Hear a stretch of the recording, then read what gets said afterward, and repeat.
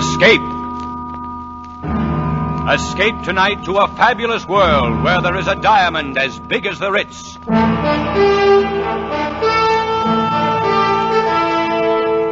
The Columbia Broadcasting System and its affiliated stations presents Escape, a new series of programs of which this, the third, is The Diamond as Big as the Ritz by F. Scott Fitzgerald, produced and directed by William N. Robeson.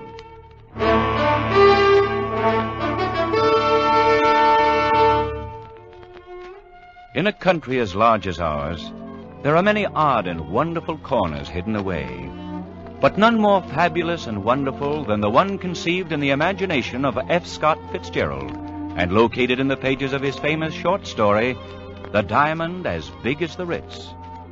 It is described in the words of John Unger, 20 years old, impressionable, and quite willing to swear to the truth of this whole strange affair.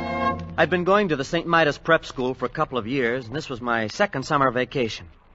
I'd met this fella Percy Washington during the winter and got to be pretty good friends with him.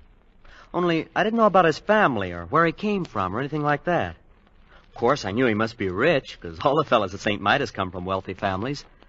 So when he invited me to spend the summer at his home out west someplace, that was okay by me. Well, we'd been on the train overnight when he first mentioned it. I don't even remember now what led up to it. We'd been talking about first one thing and then another. Exactly where is your home, Percy? I mean, you bought the train tickets and all. It's in Montana, sort of. Montana? Oh, yes. It's pretty wild country, isn't it? Some of it is. Well, now you take Hades, Missouri, where I come from. It's been settled for 150 years. One of the first towns on the Mississippi River. Indeed. Oh, sure. That's very interesting. Well, I sure do appreciate you not making jokes about it. You know, the way some of the fellas do when I say, I come from Hades. Why, my father's plantation stretches from... John, do you know that my father is the richest man in the world? Oh? By far the richest? Well, I read about a man that paid taxes on a $5 million income. Small fry. If my father paid tax on his real income, he'd disrupt the whole economy of the United States. No kidding. I like rich people. And the richer a fella is, the better I like him. My father could buy out all the millionaires in the country and not even know he'd done it. Is that a fact? Well, I visited the Schlitzer Murphys once. They're plenty rich. Why, their daughter Vivian's got rubies as big as hen's eggs. And sapphires that glow like headlamps. I like jewels. Always have. I used to collect them instead of stamps. And diamonds. Well, the Schlitzer Murphys had diamonds as big as walnuts. Oh, that's nothing. Huh? Nothing at all.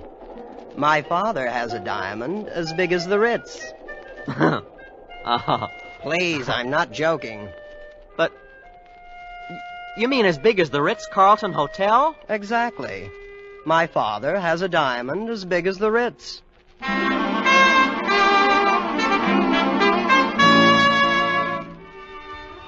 Well, from there on, it was something like a dream. We got off the train about dusk at a little whistle stop called Fish, Montana. There wasn't anything there, not even a station. Just a broken-down old buggy and 4 or 5 sheep herders lounging beside the track and, I suppose, wondering who we were. Anyway, Percy and I climbed into the buggy, and without saying a word, the driver cracked his whip, and off we went.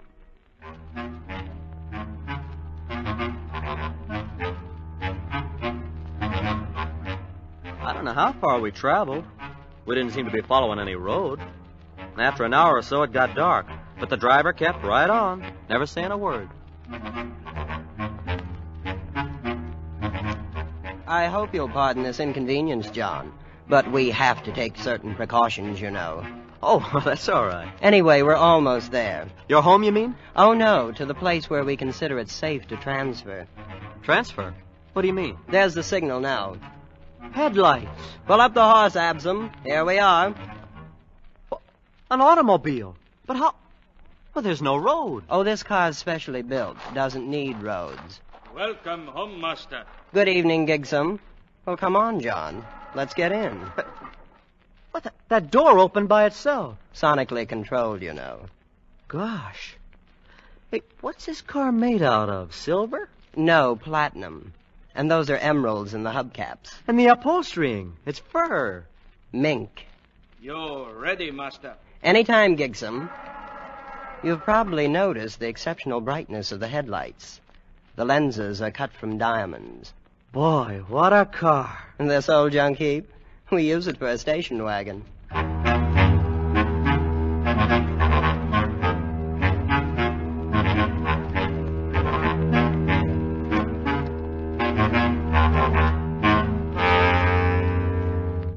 What are we stopping for? This is just a deserted canyon. Oh, we're not there yet, John. It's a little further. Wait, you'll see. Hello, Pla! No way! Percy, what's that? That noise. They're sending the hooks down. Hooks. Yes, to attach to the wheels. You know, that's what Gigsum is doing now. But Oh, yes, I forgot to mention. Gigsum will look after you during the visit. Look after me? Your personal valet. Of course, there'll be other slaves available, too, whenever you need them. Do you have a lot of slaves? Oh, 300 or 400, I suppose. Oh, all ready, Gigsum? Yes, master. Hello! Haste away!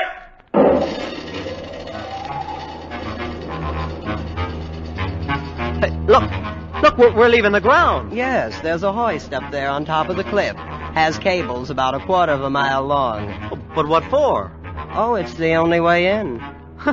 Imagine hoisting an automobile a quarter of a mile up the side of a cliff. It's nothing, really. As you may have guessed, John, this is not going to be like anything you ever saw before in your life.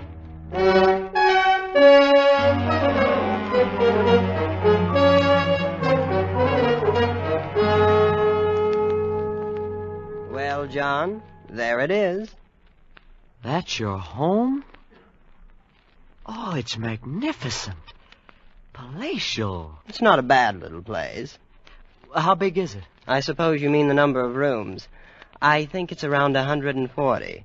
But Father may remember exactly. Then, of course, there are other buildings. Slaves' quarters and things. Why hasn't anybody ever found out about it? This place, I mean. Well, for one thing, it's the only 5 square miles in the United States that have never been surveyed. Huh? Why not? Oh, things were arranged. I don't see how that's possible. Believe me, it hasn't been easy. I understand Grandfather had to bribe 3 government bureaus, a vice president, and half of Congress once to keep this place off of the maps. Oh, but surely somebody stumbled onto it. Prospectors, people like that? Oh, yes, that happens occasionally. Then, of course, we have to arrange things. You mean... Not always. Usually we just take them prisoner and keep them. Same as the aviators. Oh, planes come here? Well, once in a while they fly over. Of course, they never get away. We have 9 anti-aircraft batteries around the hill here. You shoot them down? Oh, yes, great sport. It does upset Mother a bit, though. And there's always a chance that one might get away. That's Father's greatest worry. Well, this place... This whole thing, it's fantastic. Oh, come now, John. I picked you for a fellow with his feet on the ground. And you haven't seen anything yet, you know. This is only the beginning.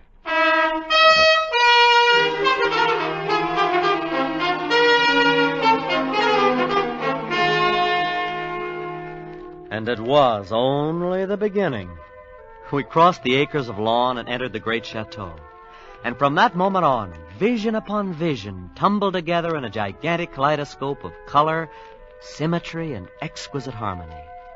But there were corridors lined with gleaming crystals, lit by lamps cut from emerald. And there were great halls carpeted with chinchilla fur and ermine, and some with floors of clear transparency, flaming in the shifting glow of a myriad-colored fire beneath them. And there was a white-haired man, pink-faced and pleasant, who was Percy's father, and a lovely lady with dark hair piled high on her head, like a fragile queen, who was Percy's mother. Soft music came from hidden places. Perfumes filled the air, exotic foods and wines more rare than pearls. And finally, sitting in my chair in the great banquet hall, I quietly fell asleep.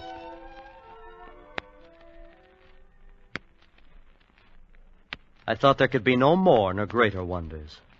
I was wrong. There were many more and greater ones. And one of them I discovered the next morning in the garden.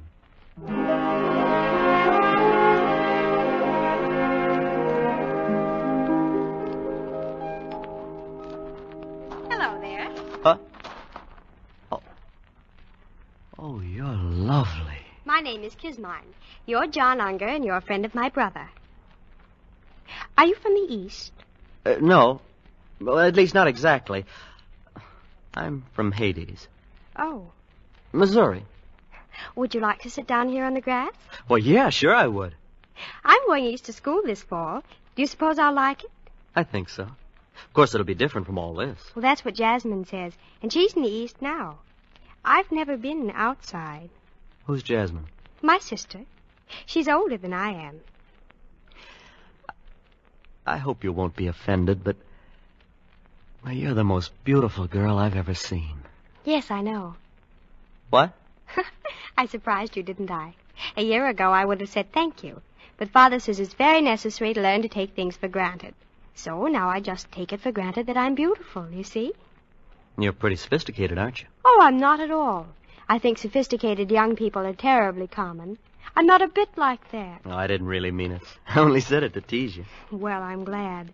I wouldn't want you to think anything like that. Why, I don't smoke or drink even. And I never read a thing except poetry. I was only kidding. Well, I believe girls should enjoy their youth in a wholesome sort of way. Oh, so do I. I like you, John. I wish you'd spend some of your time with me this summer, not all with Percy. Oh, I will, Kismine. I will. You may be in love with me if you'd like to. I'm absolutely fresh ground, you know. I am in love with you. But of course we'll have to meet secretly. My parents wouldn't permit it if they knew. Well, then that's what we'll do. Well, I have to go now. I'm supposed to be with Mother at 11. Aren't you going to ask me for a kiss? Jasmine says boys always do nowadays. Well, some of them do, but not me. We don't expect nice girls to do that sort of thing in Hades.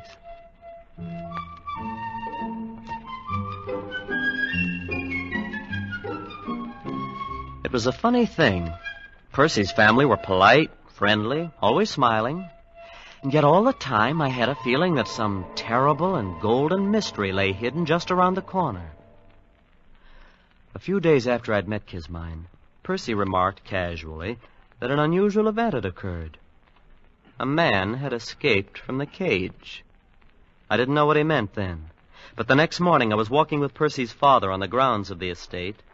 The slaves' quarters are there, Mr. Unger. Oh, yes, they're very nice. Well, they're adequate. During one period of my youth, I became absurdly idealistic and allowed them to live in luxury. I even equipped their rooms with tile baths. I suppose they used the bathtubs to keep coal in. Mr. Schlitzer Murphy told me I once... should imagine the opinions of Mr. Schlitzer Murphy are of little importance. They did not use the tubs for coal. They bathed in them. Unfortunately, several caught cold and died. So, of course, I had the baths removed. Shall we move on? Mr. Washington, Percy said something about a man escaping from the cage. I didn't quite get it. The cage, eh? Well, perhaps you'd like to see it. Might prove interesting just as a novelty. It's over here. These trees. Hey, they're 60 feet tall, and they have roses blooming all over them. Rather interesting development by a Swiss botanist. They are the only ones in the world. Oh, I'll be darned. Though I suppose you'll see them all over the country in a few years, huh? No, these are the only ones. That was arranged. Here we are. The cage. Well, it's a pit dug in the ground. And a grating on top. Oh, yes, it's not really a cage, except in a certain sense. Well, boys, how are you getting along? Come on down here and see. Yeah, throw him in, buddy. Go ahead. How many men are down there? About 50, as I recall. Who are they? Oh, aviators we've shot down, wandering prospectors, men of that sort. Yes, but why are they kept there? They've all had the common misfortune of having discovered El Dorado. Gentlemen, What's he want? I'm sure you'd like to know that your companion who departed without my permission has been taken care of. We know what you mean, you. He was shot by some of my agents in 14 different places. Golf, Mr. Unger? Yeah, it's for a shark car. Who kissed a corpse? Well, nobody. We were joking. You two haven't any business here anyway. Kismine, go read, go play golf.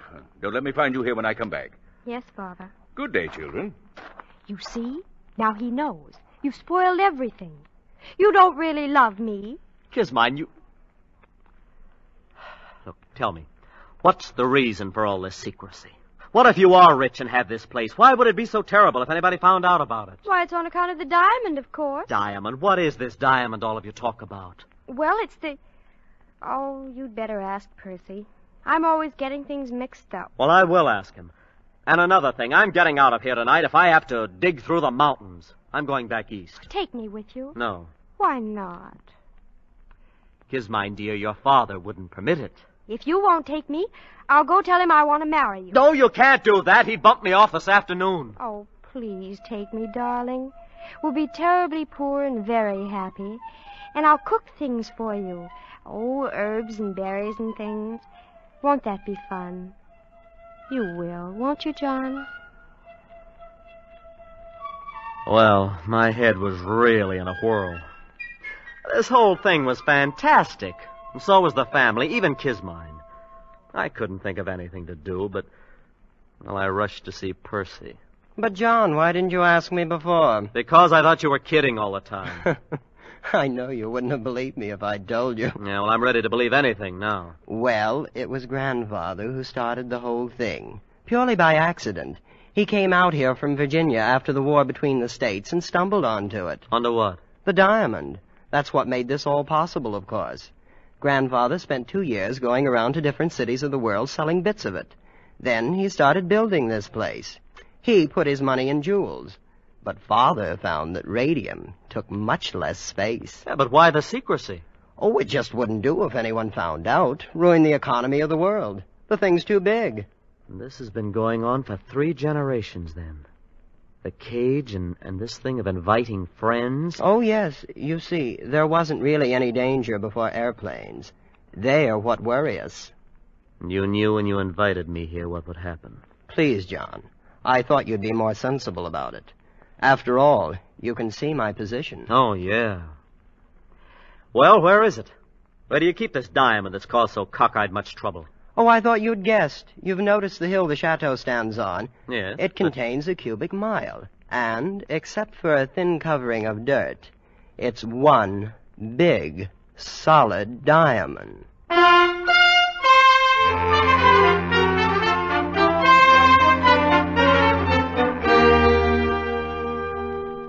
It was nearly midnight. I don't know what woke me, but all of a sudden I was staring across the patches of moonlight spotting the ermine carpet of my bedroom. Staring at 3 slaves I'd never seen before. They just slipped inside the door and stood there, each with a vicious length of shiny copper wire. The official executioners. I lay there on the bed watching them, counting heartbeats, not daring to move, not daring not to move. They didn't know I'd wakened, and they began edging across the room. Come on, all 3 of you. There's no time now for this. All hell's broken loose. Hurry! I took one long, deep breath, the first one in several moments, and then I was out of the bed in an instant, throwing on my clothes and dashing through the long crystal corridor to Kismine's room. Kismine, are you awake? John, over here by the window. So they woke you up, too. If you mean 3 of your father's slaves. Oh, no, airplanes. Airplane? So that's what it is. At least a dozen. I saw them crossing against the moon. Oh, look, they're circling way over there. You think they're here on purpose? Oh, yes. They dropped warnings to Father. It's that man who got away from the cage, you know. Oh, good for him. Yes, wasn't he clever? Well, I think we'll open up on them any second now. Open up? Yes, our anti-aircraft. Oh, this is going to be thrilling. Thrilling? Oh, look, they're in range now. Bravo! Bravo! Kismine, get away from that window! Oh, good heavens, did you see that? Yes, and we've got to get out of here. Can't you understand? They'll bomb the chateau next. I know. There's a little grove across on the side of the mountains. We always keep one of the cars there. Oh, we have a nice view of everything. A nice view? Kismine, you don't seem to understand. They mean business. They're out to finish off you and your whole family. Oh, but it all seems so silly. Or when you come right down to it, they've never even met us.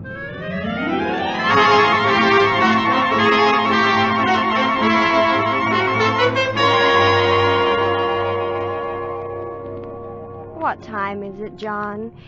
Is it morning yet? I don't know. I've lost my watch. Seems to be getting lighter, all right. It's quieter, too. Now, they've knocked out your father's guns. Every last one of them. Won't be long now. Oh, it seems such a shame. The family put so much work on the place. Everything's always been so pleasant. Yeah. Well, you better get some sleep, Kismine. I'm going to walk down the path a little ways. Oh, you'll come back? Yes, Kismine. I'll come back. At the edge of the wood, I stopped and looked out across the valley toward the wrecked chateau standing on its diamond hill in the center. The bombing had stopped. The planes droned over the far rim of the plateau, seeking some sort of formation. Then, on a little knoll just below me, 3 men appeared suddenly from the underbrush. The first one strode imperiously ahead, and the other 2 bore a heavy burden between them. It was Mr. Washington and 2 of the slaves. I stepped behind a rock and stood motionless, watching them. All right. This is far enough. We'll stop here. Now, hoist it up. Hold it there. Both together. Easy now. There. The burden they held up to the heavens was an immense diamond, cut and polished, catching the first faint rays of the dawn and gleaming like a fragment of the morning star. Now, you out there. You there. I could see no one else anywhere in view. You above there. I want you to understand, this is only a sample. I'll give you 1,000, cut as fine, set in pedestals of platinum. And I'll build you a temple 1,000 feet high, cast of solid gold. And on the top of it, I'll put 1 diamond 100 feet across, set there forever to catch the rays of your sun. A thought began to dawn on me. I couldn't believe it. I'll letter your name on the temple in emeralds, and I'll see that the whole world worships at its base. All you have to do is make everything the way it was before. Mr. Washington was offering a bribe to God.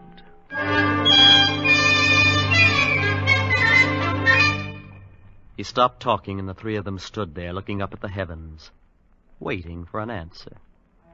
And then at the far end of the valley, out of those same silent heavens, blossomed the white puffs of parachutes. The man who tried to bribe God looked up and saw them, became old in an instant, and turning with lowered head, walked down the path toward the chateau. With sudden premonition, I whirled and headed for the spot where I'd left Kismine. Kismine in the car that needed no roads.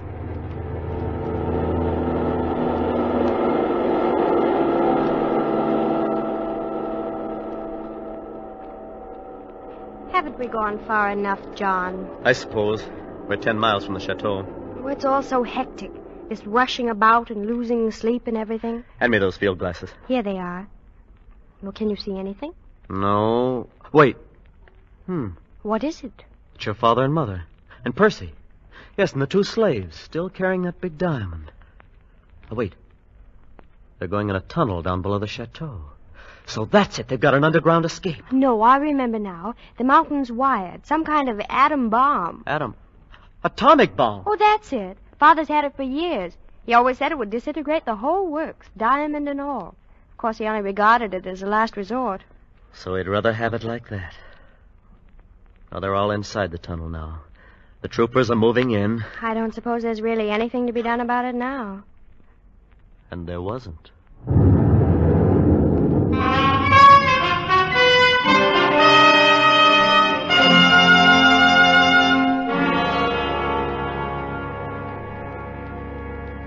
I keep thinking about things the way they were. It was all so pleasant. Oh, I don't suppose it will be ever exactly like that again. Not ever, Kismine. And maybe it never was. Youth's a time for dreaming, and dreams die, too. I'll probably have to take in washing.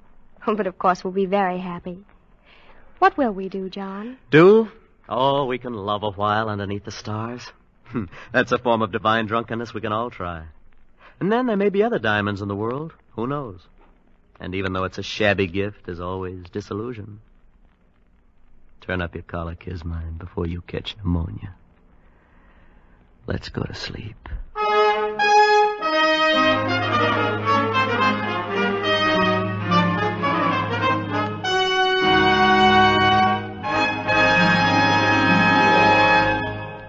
The Diamond as Big as the Ritz by F. Scott Fitzgerald was adapted for radio by Les Crutchfield and produced and directed by William N. Robeson, with Jack Edwards Jr. as John, Danny Merrill as Percy, and Linda Mason as Kismine. The special musical score was conceived and conducted by Cy Feuer.